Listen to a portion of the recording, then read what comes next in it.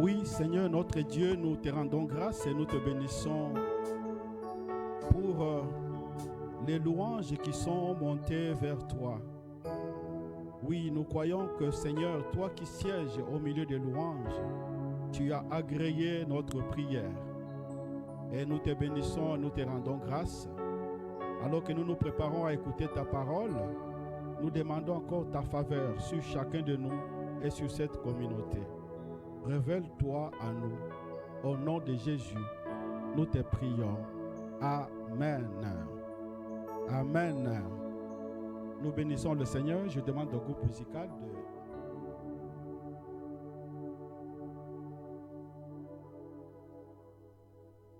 Alors, nous avons la joie d'accueillir parmi nous un de nos pasteurs. Vous savez que la tradition de l'église évangélique au Maroc, les pasteurs n'appartiennent pas à leur paroisse. Ce sont les pasteurs de l'EAM. Et c'est l'EAM qui dispose d'eux selon le besoin et pour les donner, les confier les paroisses, les départements ou les œuvres. Donc, voilà pourquoi nous faisons aussi ce que nous appelons l'échange de chair. Donc, on change de temps en temps pour que la communauté de l'église évangélique au Maroc puisse connaître tous ces pasteurs afin de se confier. Vous n'êtes pas obligé de vous confier seulement au pasteur Jean-Marie. Vous pouvez vous confier au pasteur que je vais vous présenter tout à l'heure pour vos besoins spirituels ou autre chose. Donc, ce sont les serviteurs de Dieu au service de l'église évangélique au Maroc. Donc, nous avons la joie d'accueillir ce matin le pasteur Jessica Kumba, qui est un de nos deux pasteurs qui sont à Rabat, qui travaille avec le pasteur Camille, donc qui vient pour, dans le cadre des échanges de chair, pour partager avec nous la prédication.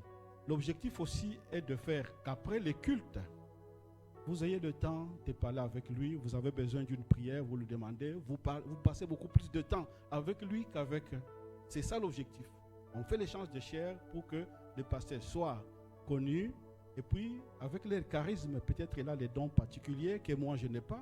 Donc, vous pouvez voir pendant ce temps, donc parler avec lui. Donc, pendant que nous allons finir les cultes, donc n'hésitez pas de le voir, de parler avec elle. Donc, le pasteur Jessica, qui est des nationalités béninoise gabonaise, c'est ça, non? Voilà, béninoise gabonaise, et mariée à notre frère Mariano, qui est lui d'origine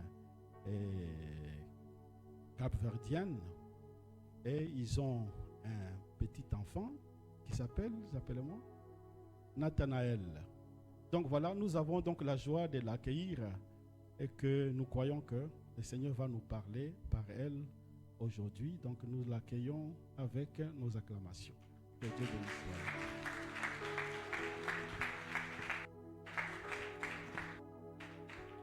Merci pasteur Jean-Marie. Bonjour à tous. C'est Jessica Mariano. Bon, c'est toujours Jessica Kumba, mais Mariano maintenant aussi. Non, il n'y a pas de souci. Merci papa pour la présentation. Bonjour à tous. Merci infiniment de m'accueillir ce matin. C'est la première fois pour moi de faire le culte à Tanger. Et vraiment, c'est avec beaucoup de joie. Et j'espère que ça vous fera du bien aussi de faire le culte avec moi. Voilà. Nous allons prier et recommander nos cœurs au Seigneur. Avec ce chant qui, si je me tais, j'apprendrai à écouter la voix du bon berger. Je ne sais pas si les choristes peuvent nous aider de là où ils sont. Et nous fermons nos yeux et nous préparons nos cœurs à pouvoir entendre ce que Dieu va nous dire. Disposons-nous et croyons vraiment que le Seigneur va parler à travers ma bouche. Et demande au Seigneur de parler à ton cœur. Ne sois pas distrait pendant ce moment et dis au Seigneur de te parler. Et demande-lui aussi la grâce de pouvoir mettre en pratique ce qu'il va te dire ce matin. Amen. Alléluia.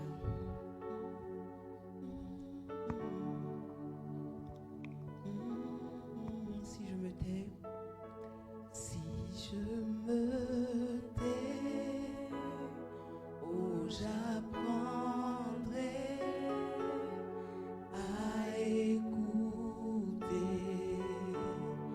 la voix du bon Père. Si si je me tais, Si je me tais, oh j'apprendrai à écouter la voix du bon berger. la voix du bon Quand berger. je l'entends, Quand je l'entends, je comprends je comprends qu'il a payé qu'il a payé pour ma liberté.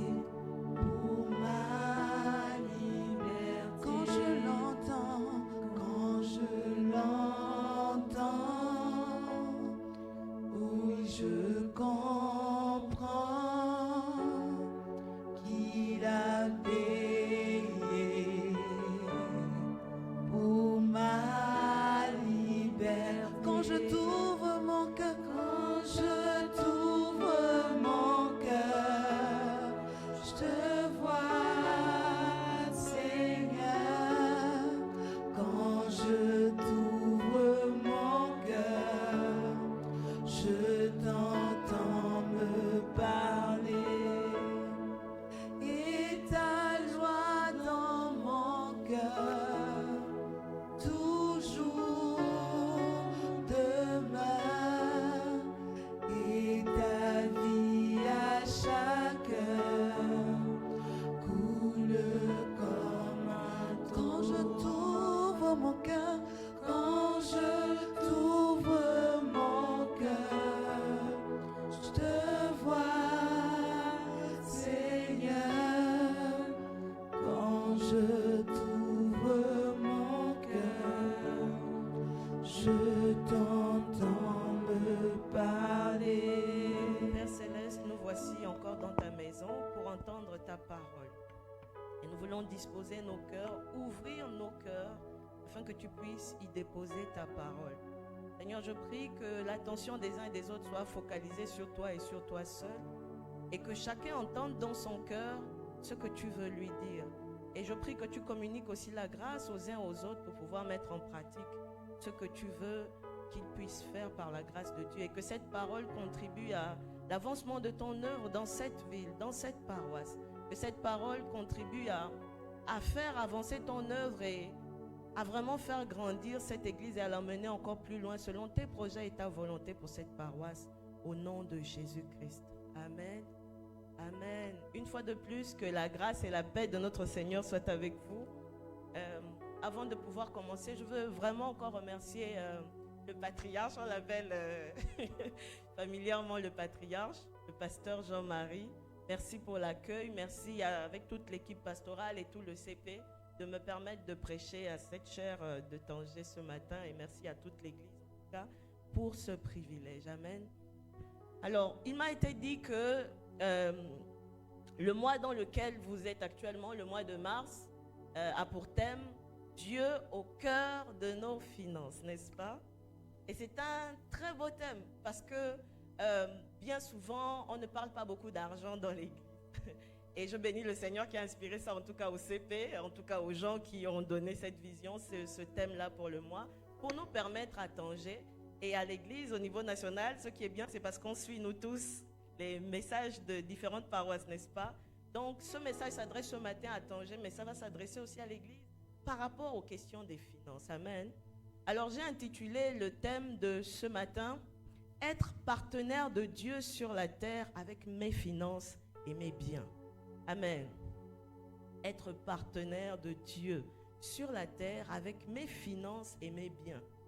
J'ai mis ça à la première personne pour que chacun de nous se sente concerné. Et les pasteurs, et les ouvriers, et ceux qui ne sont pas ouvriers, mais qui êtes là ce matin. Dieu veut qu'avec nos finances personnelles, individuelles, nous puissions être ses partenaires sur la terre pour faire avancer son œuvre. Amen. Et donc, la question des finances, c'est quelque chose qui divise parfois dans l'Église. Il y a eu tellement d'abus, notamment par rapport à l'évangile de la prospérité, qui n'est pas forcément mauvais en soi. Tout dépend des débordements que les uns et les autres en font. Et ça fait que certains ont peur de parler de l'argent dans l'Église ou que d'autres exagèrent par rapport aux questions d'argent dans l'Église. Mais La Bible en parle. La Bible n'a pas peur de nous parler d'argent. Et la Bible nous montre aussi, à travers certains passages, qu'est-ce que Dieu attend que nous puissions faire par rapport à l'argent, aux finances. Dieu au cœur de nos finances. Cela veut nous encourager, nous, Église de Tanger et toute l'Église évangélique au Maroc, à mettre Dieu au centre de nos manières de gérer nos finances. À mettre Dieu au centre dans nos manières de gérer les entrées, les sorties, les dépenses que nous avons individuellement et personnellement. Comment est-ce que Dieu veut que je gère moi-même mes finances personnellement? Entends cette prédication de manière personnelle. Comment est-ce que Dieu veut que je gère mes finances? C'est sûr que je gère déjà mes finances. Mais est-ce que j'ai des choses à réajuster dans ma manière de gérer mes finances? Amen. Et nous allons lire quelques passages des Écritures. Et le texte de base se trouve en 2 Corinthiens 9, le verset 6 à 14. Nous lirons également Proverbe 11, le verset 24 à 25. Et si Dieu le permet, je demande déjà en avance au multimédia de préparer certains passages. Si on a le temps et que Dieu permet, nous pourrons les lire. Malachie 3, le verset 10 à 12. Ça, c'est les versets à préparer, qui ne sont pas les textes de base. Malachie 3, le verset 10 à 12. Proverbe 19, le verset 17. Proverbe 3, le verset 9 à 10. Et Matthieu 6, le verset 19 à 24. Je vais lire la parole de Dieu. 2 Corinthiens 6, le verset 9 à 14. Oui, c'est ça, 6 à 14. Sachez-le, celui qui sème peu, moissonne peu. Et celui qui sème abondamment, moissonnera abondamment. Que chacun donne comme il a résolu en son cœur, sans tristesse ni contrainte, car Dieu aime celui qui donne avec joie. Et Dieu peut vous combler de toutes sortes de grâces, afin que possédant toujours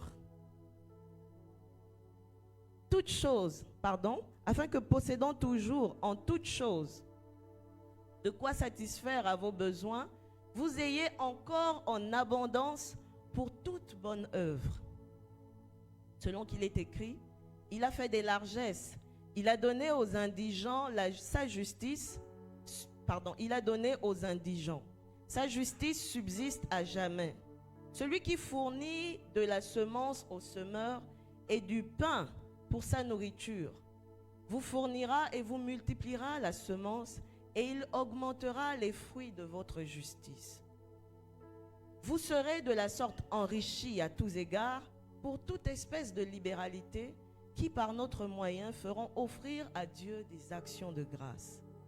Car le secours de cette assistance non seulement pourvoit aux besoins des saints, mais il est encore une source abondante de nombreuses actions de grâce envers Dieu. En considération de ce secours dont ils font l'expérience, ils glorifient Dieu de votre obéissance dans la profession de l'évangile de Christ et de la libéralité de vos dons envers eux et envers tous. Ils prient pour vous parce qu'ils vous aiment à cause de la grâce éminente que Dieu vous a faite. Grâce soit rendue à Dieu pour son don ineffable. Amen. Nous lisons aussi Proverbe 11, le verset 4 à 25. Proverbe 11, 24 à 25 nous dit: tel qui donne libéralement devient plus riche, et tel qui épargne à l'excès ne fait que s'appauvrir. L'âme bienfaisante sera rassasiée, et celui qui arrose sera lui-même arrosé. Amen.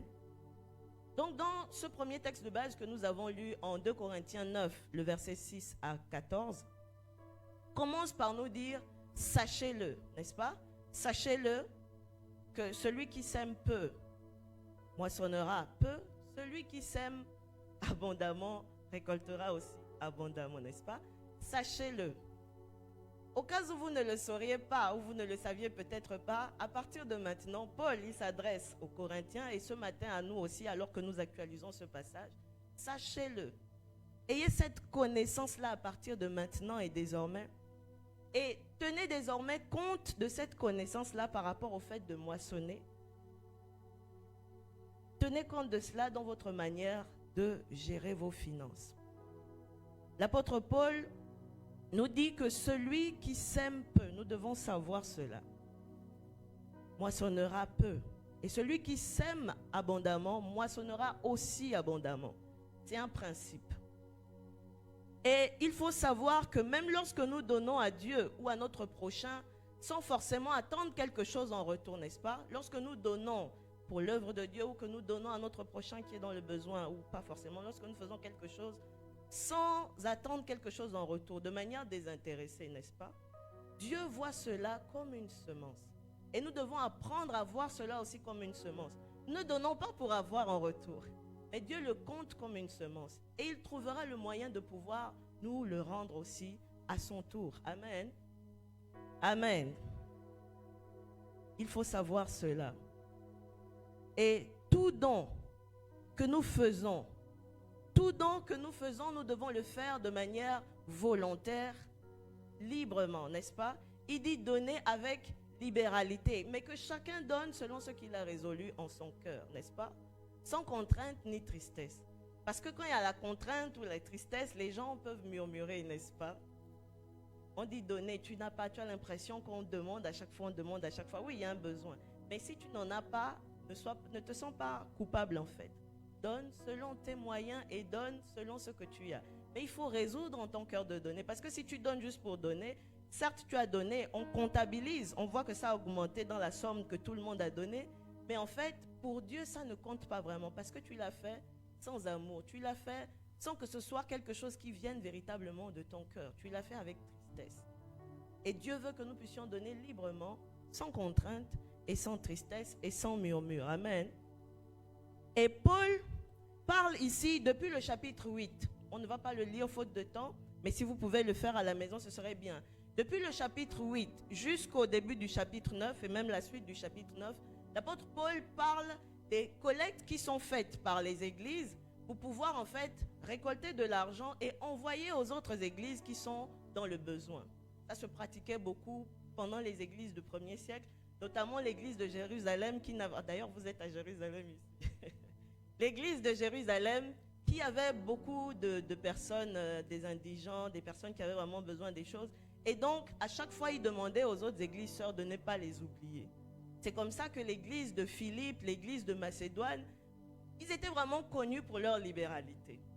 Alors qu'ils n'étaient pas forcément parmi les plus riches. Mais c'était des gens, lorsqu'il s'agit de donner, de soutenir l'œuvre de Dieu, de soutenir les frères et sœurs, ils ne sont pas dans beaucoup de débats. Ils donnent avec joie. Et ça bénit les autres. Alléluia.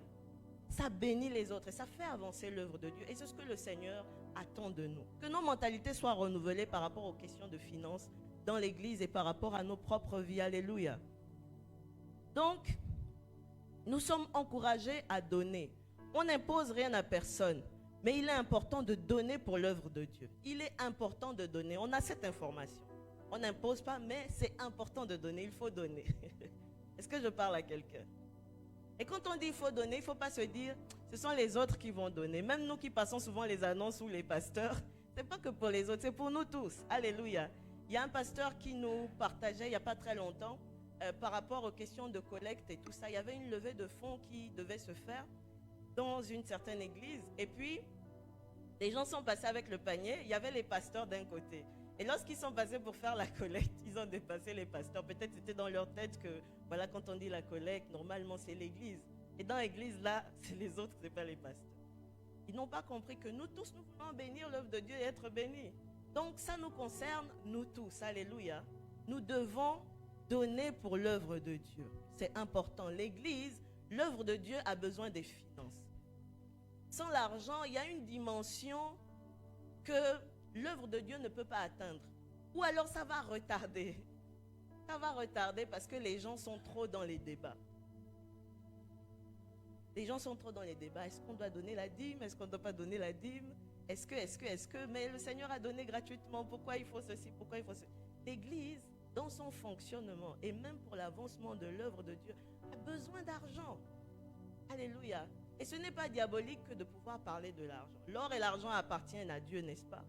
Et c'est dans sa maison que c'est un lieu même le plus propice et le plus favorable pour en parler. Et son œuvre a besoin d'argent. Alléluia. Et nous sommes la provision de Dieu. Nous sommes la provision de Dieu. Est-ce que tu peux dire à ton voisin, pour l'œuvre de Dieu, nous sommes, nous, la provision de Dieu. Alléluia. Chacun doit donner pour l'œuvre de Dieu selon ce qu'il a résolu en son cœur. C'est une affaire de cœur. Si personne ne donne, ce n'est pas bien. Si certains donnent et que d'autres qui en ont, pas ceux qui n'en ont pas, d'autres qui en ont ne donnent pas, ce n'est pas une bonne chose non plus. Que chacun donne, que tous donnent selon la mesure du possible, selon ce qu'il a, selon ses moyens. Alléluia. Proverbe 11, le verset 24 à 25 nous dit: tel qui donne libéralement devient plus riche, et tel qui épargne à l'excès ne fait que s'appauvrir. L'âme bienfaisante sera rassasiée, et celui qui arrose sera lui-même arrosé. Il y a quelques années, j'étais encore un peu plus jeune, et nous avions une activité à l'église, je pense des femmes ou je ne sais plus trop. Et il y avait une sœur qui était aussi étudiante à l'époque. On méditait par rapport aux questions de finances et tout ça. Et puis je pense qu'on parlait de ce verset. Et elle dit, mais comment est-ce que... Parce que c'est quelqu'un qui aimait vraiment épargner, qui gérait son argent à la mesure près et tout ça. Et elle s'est rendue compte qu'à chaque fois, elle ne partageait même pas toujours ces choses. Elle était vraiment, je ne veux pas dire radine, mais elle calculait vraiment tout, quoi. Voilà. Et elle s'est rendue compte que le fait qu'elle ne donnait pas aux autres, qu'elle ne faisait pas beaucoup de choses en pensant que c'est comme ça qu'elle aura de l'argent, qu'elle ne se retrouvera pas en difficulté. Il y avait à chaque fois des circonstances qui faisaient que elle n'arrivait pas à joindre les deux bouts. À chaque fois, c'est comme s'il y a des imprévus qui viennent, il y a des choses qui viennent pour percer sa bourse. Et puis après, au final, elle est dans le manque. Parfois, elle se retrouve à avoir certaines dettes, même si ce n'est pas quelqu'un qui aimait les dettes, vous voyez. Et quand elle a commencé à appliquer ce principe, parce qu'on se dit, mais c'est fou, c'est quand même assez bizarre. Comment est-ce que si j'épargne à l'excès, je vais devenir pauvre, n'est-ce pas? Et celui qui donne, il ne fait que donner, il ne s'appauvrit pas, au contraire, il s'enrichit. Et l'âme bienfaisante, celui qui fait du bien, le Seigneur va lui faire du bien. Celui qui arrose, il sera aussi arrosé. C'est un principe. Quand elle a commencé à pratiquer cela, elle s'est rendue compte qu'elle n'est pas forcément devenue très très riche, c'était une étudiante. Mais elle a vu de manière surnaturelle comment le Seigneur a fait en sorte que déjà elle n'avait plus de dettes et qu'elle arrivait en fait à joindre les deux bouts. Et même elle a commencé un peu à s'ouvrir pour aider un peu les autres à côté. Et ça a changé sa vie en fait, vous voyez. Donc, chers étudiants, quand on demande de donner à l'église, souvent on a l'impression que oh non, il ne faut pas demander aux étudiants, les étudiants n'ont rien, ce n'est pas vrai. Moi, je crois que les étudiants peuvent faire de grandes choses. Alléluia. Les étudiants ont l'argent. Chers responsables, les étudiants ont l'argent.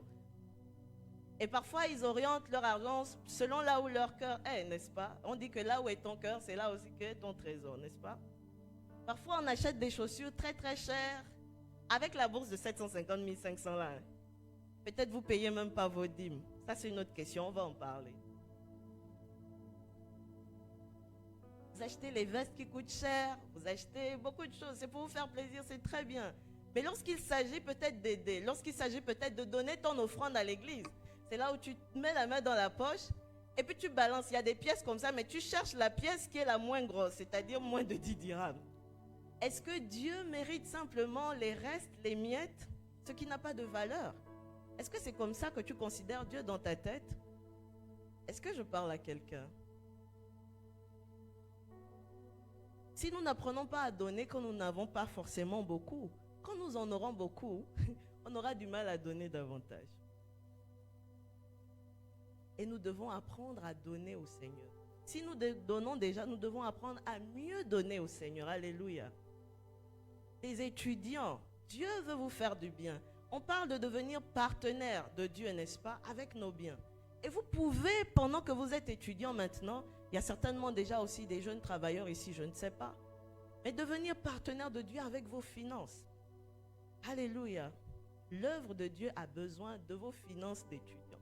Je me rappelle, je pense il y a aussi quelques années, j'étais étudiante.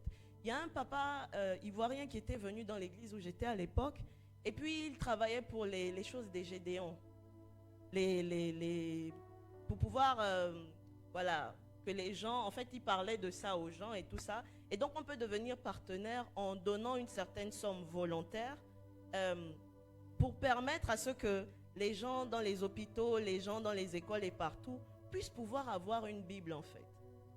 Moi, je ne pensais même pas que Dieu m'appellerait à devenir pasteur. Mais j'avais à cœur l'œuvre de Dieu et la mission pour le salut des âmes. J'ai entendu ça. J'étais étudiante avec ma bourse. C'est vrai que j'avais la bourse de l'AMCI et j'avais la bourse du Gabon parce que les Gabonais prennent la bourse, même si de temps en temps c'est chaud. Ça vient en retard. Et donc, comment j'ai appris ça? De toute façon, ma vie, c'était l'école, la maison, l'église. Je ne faisais pas des choses extraordinaires. Alors, vu que je n'étais pas forcément aussi quelqu'un qui entreprend, qui fait des business, des affaires pour multiplier l'argent, je n'avais pas forcément ça à l'esprit, mais j'encourage les jeunes gens de pouvoir le faire. Quand j'ai entendu, chaque fois que j'entendais des projets en lien avec l'évangile, avec le fait de pouvoir faire entendre l'évangile aux nations, aux âmes, je mets la main dans ma poche selon ce que j'ai. Je sais que la bourse vient chaque 3 mois. À l'époque, c'était chaque 3 mois. Et donc, je mets déjà mon loyer, toutes ces choses-là pour éviter de me retrouver dans les problèmes après. Mais j'enlève aussi cet argent. J'ai choisi volontairement. Est-ce que j'avais 20 ans? Je ne me rappelle même pas si j'avais déjà 20 ans. J'ai choisi de mettre une certaine somme. Et à chaque fois que le papa faisait le voyage pour venir à Casablanca à l'époque, je lui remettais ça comme partenaire des Gédéons pour pouvoir donner pour l'avancement de l'œuvre de Dieu. Je ne verrai peut-être jamais les personnes qui vont bénéficier des Nouveaux Testaments, les petits Nouveaux Testaments là qui vont bénéficier. Mais j'ai contribué à ma manière, n'est-ce pas? C'est peut-être même pas une somme extraordinaire que j'avais résolu en mon cœur de donner. C'est selon mes moyens, mais j'ai voulu donner. Alléluia. Je ne me suis pas dit non, je n'ai pas non, ceci. J'ai résolu en mon cœur. Et la Bible nous dit que le Seigneur est celui qui donne la semence au semeur.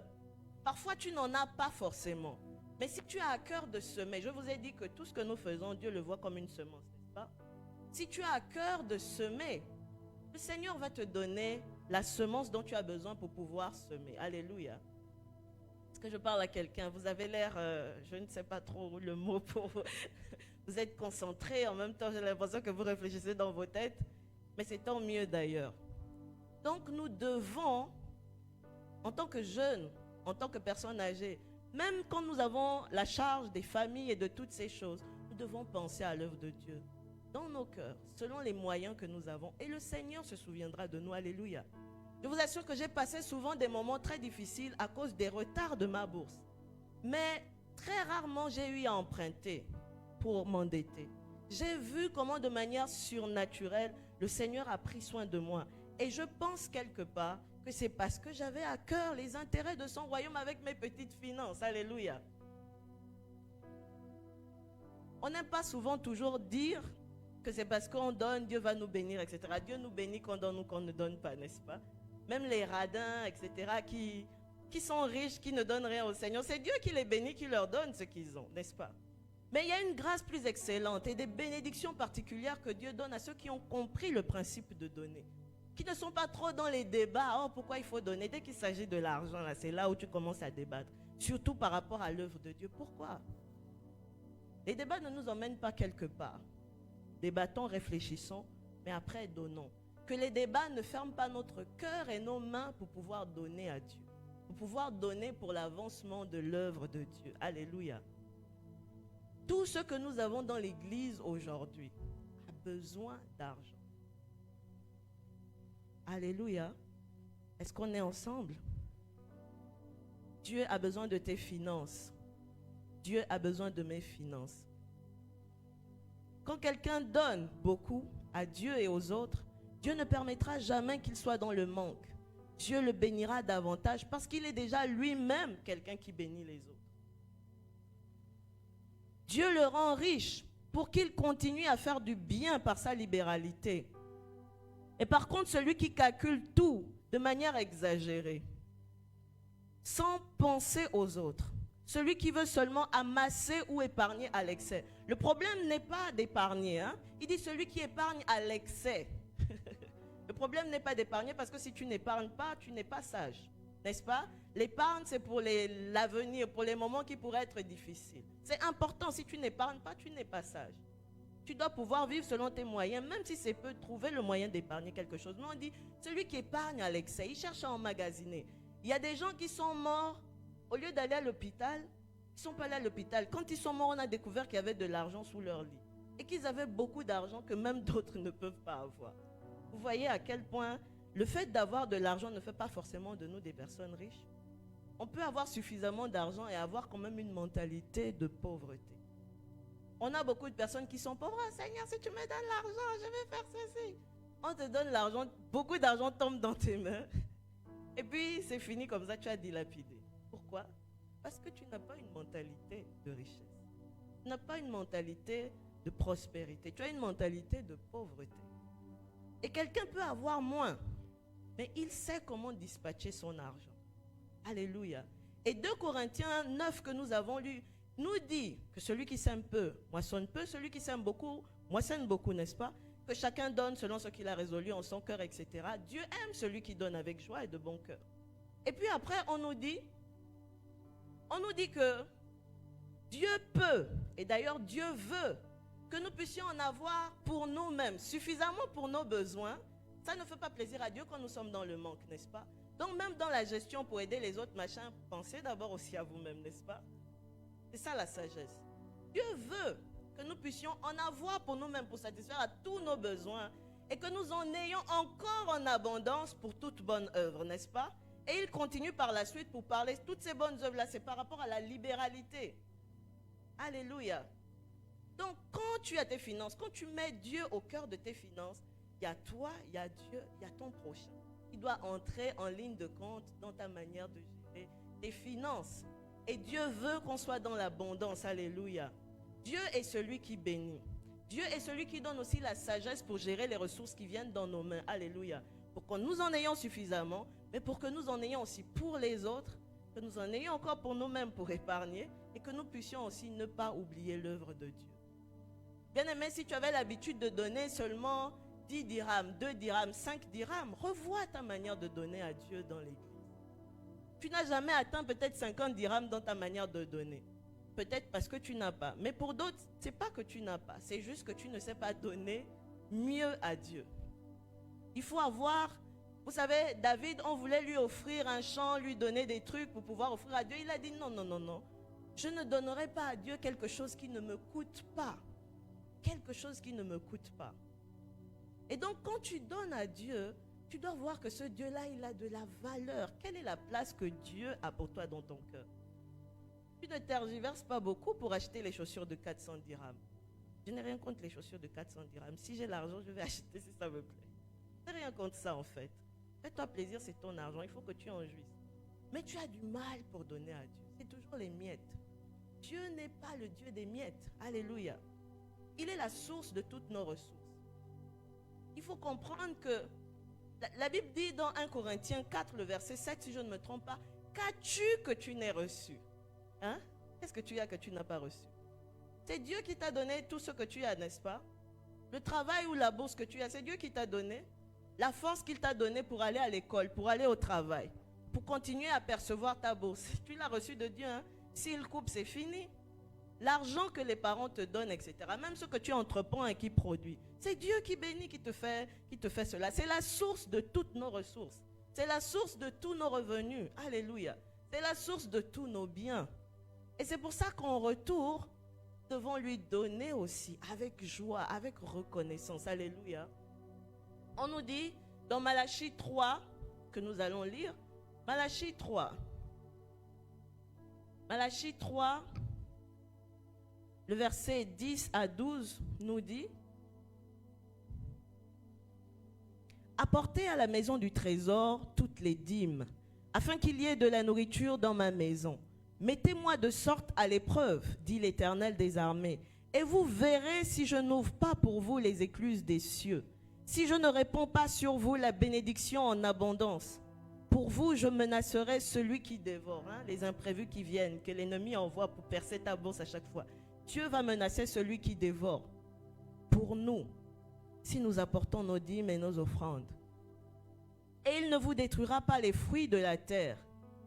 Et la vigne ne sera pas stérile dans vos campagnes, dit l'Éternel des armées. Toutes les nations vous diront heureux, car vous serez un pays de délices, dit l'Éternel des armées. Nous allons aussi lire Proverbe 3, le verset 9 à 10. Et je vais commenter rapidement. Proverbe 3, le verset 9 à 10. Proverbe 3, le verset 9 à 10 nous dit: honore l'Éternel avec tes biens et avec les prémices de tout ton revenu. Alors tes greniers seront remplis d'abondance et tes cuves regorgeront de mou. Ça, c'est l'Ancien Testament, n'est-ce pas?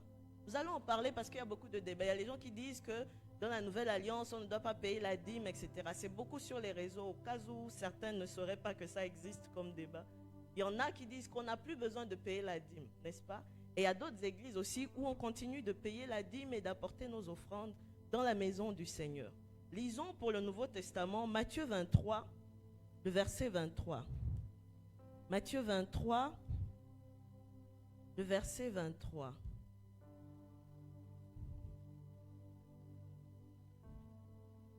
Matthieu 23, le verset 23 nous dit: malheur à vous, scribes et pharisiens hypocrites, parce que vous payez la dîme de la menthe, de la nette et du cumin, et que vous laissez ce qui est plus important dans la loi, la justice, la miséricorde et la fidélité. C'est là ce qu'il fallait pratiquer, souligner ceci, sans négliger les autres choses, n'est-ce pas? Donc sans négliger les autres choses, là, donner sa dîme et toutes ces choses font partie de ça. En tout cas, à ma compréhension de l'écriture qui est écrite. Il dit c'est ce que vous devez faire, mais sans négliger les autres choses. Ça veut dire que Jésus n'est pas forcément contre la dîme. La dîme n'est pas un sujet qu'on aborde beaucoup dans le Nouveau Testament, contrairement à l'Ancien Testament, n'est-ce pas? On n'a pas beaucoup de passages qui en parlent. Mais celui-là, c'est Jésus lui-même qui parle. Et il parle aux pharisiens qui sont hypocrites, qui sont là, ils apportent la dîme de tout, comme il était demandé dans la loi d'apporter le 10e de nos revenus et tout ça dans la maison du Seigneur, n'est-ce pas? Et ils apportaient tout, parce qu'ils avaient des récoltes, ils apportaient tout. Tout. Pour la nette, le cumin, toutes les récoltes là, le 10e, ils apportent méticuleusement. Mais dans leur rapport avec les autres, par rapport à la fidélité à Dieu, par rapport à l'amour du prochain, par rapport à la justice, par rapport à la miséricorde, ils ne sont pas là-bas. Alors que c'est ça d'abord l'essentiel. Et Dieu dit, c'est d'abord ça le plus important. Jésus dit cela, c'est ça l'essentiel. Mais sans négliger le reste. Donc Jésus n'est pas contre. Et si tu te dis que nous sommes dans la nouvelle alliance, si tu as cette conviction personnelle, d'accord, je ne veux pas débattre avec toi. C'est une question de cœur, de conviction, et selon le renouvellement de la mentalité de l'un ou de l'autre. Maintenant, parlons de la maison du Seigneur en question. La maison du Seigneur, la maison où vous êtes ici à Tanger, n'est-ce pas? Ce beau temple. C'est une maison qui vous nourrit par la parole de Dieu, n'est-ce pas? Oui ou non? Vous n'êtes pas nourri ici par les prédicateurs. Pourquoi vous hésitez à dire oui? C'est une maison qui vous bénit. C'est une maison où on organise les programmes. Vous grandissez spirituellement, n'est-ce pas? Une maison qui vous fait du bien. Parfois, tu es dans le besoin. Cette église te vient en aide, n'est-ce pas? C'est une église qui te fait du bien. Mais cette église-là qui te fait du bien, où tu pries, où Dieu t'a placé, où il te bénit. C'est une église où vous êtes quelque part. Dieu soit loué, on ne paye pas de loyer. Mais à l'EAM, beaucoup d'églises ici au Maroc, en tout cas, en plus de l'EAM, louent des appartements où on paye des loyers, n'est-ce pas? L'EAM, dans certaines villes, on paye des loyers, n'est-ce pas? C'est de l'argent. Restons pour nous ici à Tanger, chez nous. Même si on ne paie pas de loyer, l'électricité qui est là, vous répétez ici tout le temps quand vous avez les concerts, etc., le dimanche, tout. Ça nécessite de l'argent pour payer cela, n'est-ce pas? Je ne sais pas comment on appelle ici. Hein? Voilà, ça là. Vous allez là-bas pour payer l'électricité, n'est-ce pas? C'est pas cadeau, ils disent pas parce que vous êtes l'église, vous n'allez pas payer. Non, hein? Vous allez payer, c'est l'église qui va payer, n'est-ce pas? Oui ou non? Quand vous faites les agapés ici, à l'EM, on aime beaucoup manger. Oui ou non? Ah, c'est l'affaire de toute l'EM, mais ce n'est pas l'affaire de certaines paroisses. On mange, non? Ça sort de l'église. Parfois, on ne vous demande pas d'apporter quelque chose. C'est de l'argent qui sort des caisses de l'église, n'est-ce pas? De notre église, de votre église. Alléluia. Quand il faut renouveler les taux, acheter les instruments coûtent cher. Mon Dieu, que les instruments coûtent cher. Maintenant, toi, instrumentiste, est-ce que tu as l'habitude de donner? Surtout vous-même d'abord, les instrumentistes là. Souvent, c'est vous qui êtes chiche pour donner. Hein? Ça demande de l'argent, bien aimé. Nous sommes dans des choses pratiques. Il y a l'aspect spirituel qui est là, oui. Mais cet aspect spirituel est soutenu par les choses matérielles et financières, n'est-ce pas? Donc, il faut contribuer chaque fois qu'il y a une levée de fonds, même au niveau national, pour que l'Église puisse s'étendre. On veut s'étendre par la grâce de Dieu, ouvrir d'autres annexes, parce que nous avons la grâce d'avoir peut-être un lieu presque centenaire ici, mais il y a des coins encore reculés ici au Maroc, des endroits enclavés où de plus en plus on envoie des étudiants subsahariens étudier. Mais il n'y a pas de communauté. Vous avez un privilège énorme d'avoir une communauté où vous vous retrouvez. Et vous pensez que c'est un acquis, n'est-ce pas? Ou vous enviez peut-être d'autres églises méga church. Vous avez une grâce excellente. D'autres n'ont même pas ce que vous avez. Même cellules, il n'y a pas. Ils rêveraient de pouvoir se retrouver, d'avoir cette chaleur fraternelle-là. Et si Dieu nous ouvre une porte là-bas, comme Paul pouvait dire, j'espère que Dieu va nous ouvrir une porte à l'évangile là-bas. Et que par sa grâce, il permet qu'on puisse créer une cellule là-bas pour débuter l'église, soutenir aussi les frères qui sont là-bas. Ça va demander de l'argent. Et c'est nous ici, comme les communautés de Macédoine, de Philippe, qui devons cotiser avec joie pour l'œuvre de Dieu, parce que ce sont nos frères. C'est la même œuvre de Dieu qui a besoin d'argent. Et je vous l'ai dit tantôt pendant cette prédication, c'est nous la provision de Dieu. Alléluia. Qu'as-tu que tu n'aies reçu? Ce que Dieu met dans ta main, c'est pour toi, c'est pour les autres et c'est pour son œuvre, pour l'avancement de son royaume sur la terre. N'oublie pas ça. Alléluia. Et il dit que celui qui donne aux pauvres, c'est comme s'il prêtait à l'Éternel, n'est-ce pas? On a lu ça dans... On ne l'a pas lu par contre, c'est dans le Proverbe 19, le verset 17. Celui qui donne aux pauvres, à celui qui est dans le besoin, l'indigent, il donne. En plus, ce qui est bien, c'est que généralement, ce sont des gens qui n'ont même pas suffisamment pour nous donner quelque chose en retour, n'est-ce pas? Même si tu attends quelque chose là, il n'en a pas suffisamment. Mais Dieu voit cela. Et il dit, c'est comme si tu as prêté à l'Éternel. Lui-même, il va te rendre selon ton œuvre. Parce que Dieu aime qu'on fasse du bien avec les autres. Dieu ne prend pas plaisir au fait que nous soyons des radins, des avares. La libéralité nous délivre de l'avarice. La libéralité nous délivre et nous protège de l'égoïsme et de la tentation, du risque de devenir esclave de l'argent plutôt que l'argent soit notre maître, que notre serviteur, pardon. Parce que la Bible nous dit que nous ne pouvons pas servir deux maîtres, n'est-ce pas? Et dans ce contexte-là, on finit par nous dire, nul ne peut servir Dieu et maman. Ça, c'est Matthieu 6, n'est-ce pas, le verset 24. Et Luc 4 va nous dire que tu adoreras le Seigneur, ton Dieu, et tu le serviras lui seul, n'est-ce pas? Donc, il n'y a que Dieu qui soit digne du service. C'est lui qui est censé être le maître, qui doit bénéficier de notre service. L'argent, maman, les richesses, les biens matériels ne sont pas censés être des choses que l'on poursuit, qui deviennent une idolâtrie pour nous. Une idole pour nous, pardon. L'argent est un outil. L'argent est un moyen. Tout ce que nous faisons sur la terre nécessite de l'argent. Même si tu es très spirituel comme quoi, à un moment donné, tu dois manger.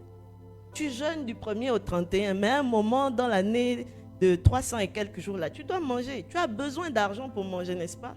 Tu as besoin d'argent, ici il fait froid, pour acheter les bottes ou les collants, toutes ces choses. Donc, d'une manière ou d'une autre, sur cette terre, l'argent est nécessaire pour notre vie, n'est-ce pas? Et Dieu le sait, l'argent est important. Nous avons besoin de l'argent. J'aime l'argent, l'argent c'est bien. Mais Dieu nous éprouve par rapport à notre amour de l'argent. C'est l'amour de l'argent qui est la racine des maux. Quand tu aimes tellement l'argent, il y a ce passage où Jésus, dans l'évangile de Matthieu, Jésus est là et il y a un jeune homme qui vient. On dit que c'est un jeune homme riche selon certains évangiles. Il arrive et il dit à Jésus, bon maître, que faut-il faire pour avoir la vie éternelle? Et Jésus lui dit, pourquoi tu m'appelles bon? Dieu seul est bon. Et il lui dit, voilà, pratique ceci. Et il dit à Jésus, mais j'ai observé cela depuis ma jeunesse. Et il n'a pas menti. On nous dit que Jésus l'aima. Ça veut certainement dire qu'il pratiquait toutes ces choses, non seulement parce que c'est la loi pour être un légaliste, mais peut-être qu'il voulait plaire à Dieu, je ne sais pas. Mais dans tout ça, là, malgré le fait qu'il pratique toutes ces choses, c'est vraiment quelqu'un correct vis-à-vis de la loi, il sent dans son cœur que ça ne lui garantit pas la vie éternelle. Et il dit, bon maître, c'est comme si on a besoin des œuvres pour avoir la vie éternelle. Et Jésus lui dit, c'est très bien. Jésus l'aima. Mais Jésus lui dit, il y a quelque chose qui te manque. Va, vends tous tes biens et donne-le aux pauvres. Et là, le jeune homme, il était tout triste. Il part tout triste parce qu'on nous précise qu'il avait de grands biens. N'est-ce pas? Dieu nous éprouve par rapport, il éprouve nos cœurs. On a dit que c'est une affaire de cœur, n'est-ce pas? Dieu nous éprouve par rapport à notre amour, à notre attachement par rapport à l'argent. L'argent en soi n'est pas un problème, mais à quel niveau on est attaché à l'argent? À quel niveau on aime l'argent par rapport à ce que Dieu nous demande de faire? Il avait de grands biens.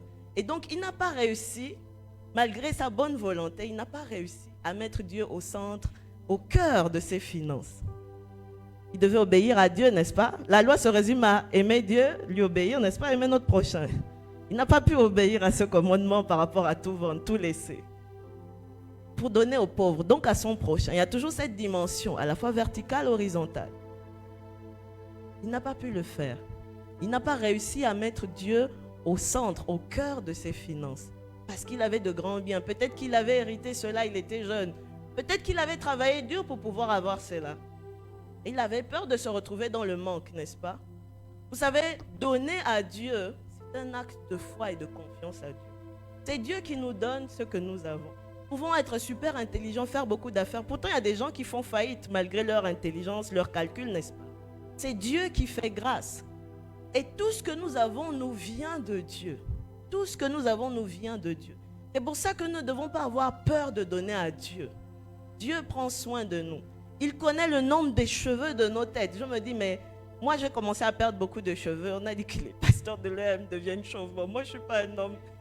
Mais je commence à avoir une alopécie, peut-être trop de problèmes, et les cheveux blancs qui commencent. Je ne sais pas combien de cheveux blancs j'ai perdu, tous ces derniers. Des cheveux, pardon, j'ai perdu. Mais Dieu, il connaît le nombre des cheveux de ma tête.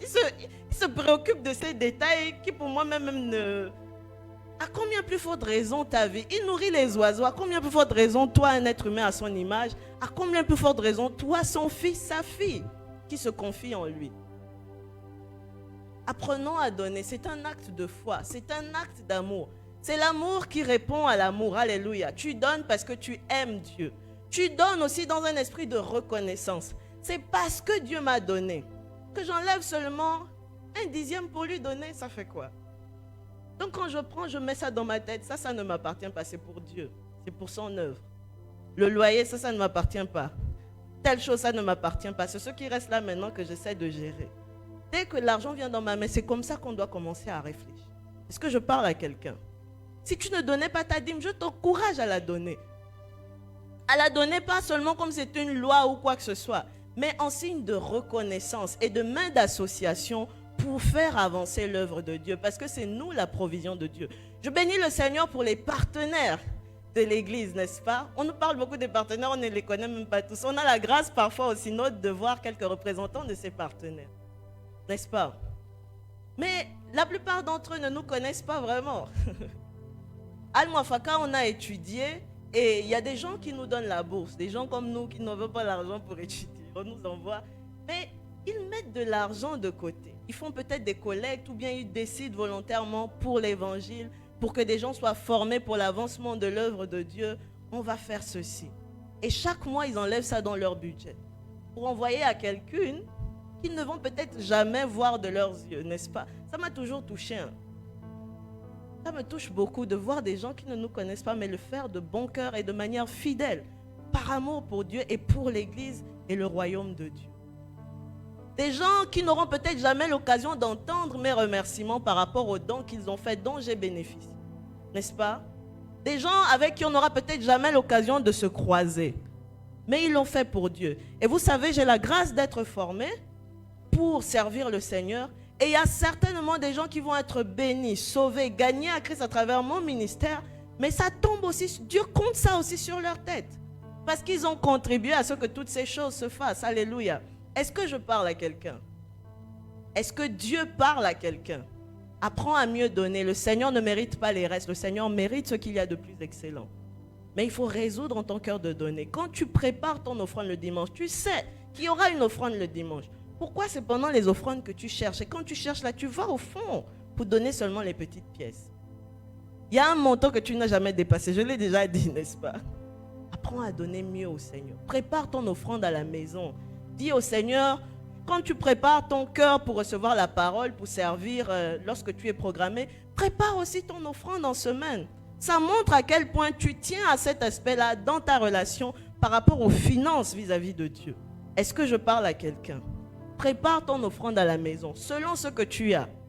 et donne au Seigneur. Lui qui voit ton cœur, il saura comment te le rendre. Il saura comment prendre soin de toi. Si tu es en difficulté, c'est lui qui prend soin de toi. C'est un acte de foi que de pouvoir lui donner. Alléluia, un acte de confiance. N'aie pas peur de donner à Dieu ton argent. D'autres disent souvent en fait que non, dans les églises où on donne les dîmes et les offrandes, là, ce n'est plus d'actualité. Ils sont là en train d'appauvrir les fidèles, ce sont les pasteurs qui s'enrichissent, etc. Peut-être qu'il y en a qui débordent et qui font effectivement ça. Mais ces exceptions ne sont pas la règle. Je vous ai dit, toutes ces choses-là nécessitent de l'argent. Donc, quand tu penses à l'église, quand tu penses à l'œuvre de Dieu, dis-toi que ça a besoin d'argent et tu le donnes en main d'association, en signe de reconnaissance au Seigneur. C'est l'expression de ton amour et de ta reconnaissance. Ne le vois pas comme un devoir, mais comme une joie que de pouvoir donner au Seigneur. D'ailleurs, il peut se passer de toi. Si tu ne donnes pas, quelqu'un d'autre donnera, n'est-ce pas? Mais quand tu donnes, Dieu est content. Il dit, celui-là, il a compris. Et le Seigneur saura comment rendre là où tu as pris. Et si ça te met en difficulté, le Seigneur saura comment le faire. Mais en toute chose, réfléchissons bien, prions, mais donnons au Seigneur librement, volontairement et surtout très libéralement. Alléluia. La libéralité est une bénédiction.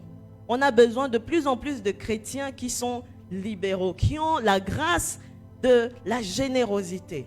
Parce que si on a trop de radins qui donnent 10 dirhams, 10 dirhams, 10 dirhams, c'est compliqué. Alors apprenons à donner mieux au Seigneur. Je dis apprenons parce que je suis dedans. Et personnellement, depuis que j'ai demandé au Seigneur de m'étendre pour apprendre à mieux lui donner, je ne suis pas forcément très riche. Le peu que j'ai décidé en mon cœur que si je me retrouve dans un lieu où il y a un culte, je le partage. C'est peut-être quelque chose de très personnel. Je ne le partage pas pour une vaine gloire, mais je le partage pour encourager quelqu'un. J'ai décidé en mon cœur de pouvoir ne pas donner un minimum au Seigneur quand j'arrive à l'église. Si je me retrouve avec moins que ça dans la poche, je n'ai pas envie de donner ça au Seigneur. Je préfère attendre à un autre moment pour bien préparer mon offrande ce jour-là et de lui donner ce qui lui est dû et de bien lui donner. Je prépare mon offrande, je prépare ma dîme et je lui donne. Et j'ai demandé au Seigneur de m'étendre et de m'élargir par rapport aux dons. Et depuis que je m'exerce à de mieux en mieux donner à Dieu, de mieux en mieux pratiquer aussi la libéralité, la bienveillance envers mon prochain à travers mes finances, le Seigneur pourvoit d'une manière surnaturelle. Et donc, ce n'est pas simplement des choses de gens que je viens rapporter ici, raconter comme ça. C'est aussi une expérience vécue, même si nos expériences peuvent être différentes. Mais je sais que le Seigneur est vraiment fidèle lorsque nous pratiquons la libéralité. Alors, souvenons-nous des autres qui sont dans le besoin autour de nous. Apprenons à donner aux autres et apprenons à donner la main d'association à Dieu pour l'avancement de son œuvre. Amen. Que le Seigneur bénisse sa parole. Nous allons prier. Nous allons prier.